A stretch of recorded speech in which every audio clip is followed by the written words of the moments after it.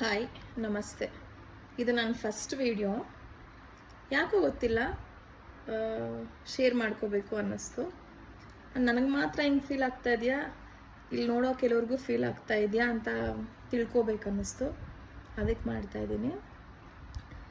ಏನು ಅಂದರೆ, ಈ ಬಸ್ ಸ್ಟಾಪ್ಗಳು ಫಸ್ಟು ನನಗೆ ಬರ್ತಿರೋದು ಮೈಂಡ್ಗೆ. ಬಿಕಾಸ್ ನಾವು ಸ್ಕೂಲ್ಗೆ ಕಾಲೇಜ್ಗೆ ಎಲ್ಲ ಬಸ್ಸಲ್ಲೇ ಓಡಾಡ್ತಾ ಇದ್ದಿದ್ದು. ನಿಲ್ಲಿಸ್ತಾ ಇರಲಿಲ್ಲ ಬಸ್ಸು. ಇಲ್ಲಿಂದ ಅಲ್ಲಿಗೆ ಓಡಬೇಕಾಗಿತ್ತು. ನಿಲ್ಲಿಸು ಹತ್ತಿದ್ರೂ ಸಹ ಪಾಸ್ ಇದೆ ಅನ್ನೋ ವಿಷಯಕ್ಕೆ ಒಂಥರ ಚುಲುಕವಾಗಿ ಮಾತಾಡೋದು. ಮತ್ತು ಇಳಿಸೋವಾಗೂ ಅಷ್ಟೇ, ಬಸ್ ಸ್ಟಾಪ್ ಬಿಟ್ಟು ಎಲ್ಲೋ ದೂರ ನಿಲ್ಲಿಸ್ಬಿಡೋದು. ಮತ್ತು ನಾವು ಆನ್ ಟೈಮ್ಗೆ ಸ್ಕೂಲ್ಗೆ ಹೋಗ್ಬೇಕಾಗಿತ್ತು. ಮತ್ತು ಸ್ಕೂಲ್ಗೂ ಇಳಿದು ನಡ್ಕೊಂಡು ಹೋಗ್ಬೇಕಾಗಿತ್ತು.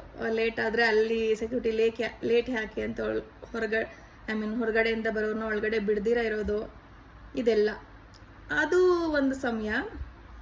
ಈಗ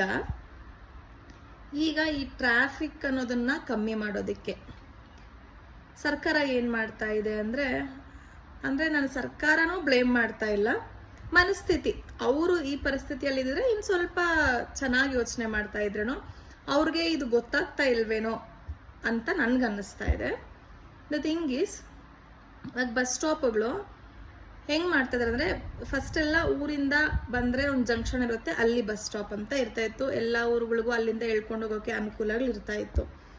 ಈಗ ಟ್ರಾಫಿಕ್ ಜಾಮ್ ಅನ್ನೋ ಹೆಸರಿಗೆ ಪರಿಸ್ಥಿತಿನೂ ಹಾಗೇ ಇದೆ.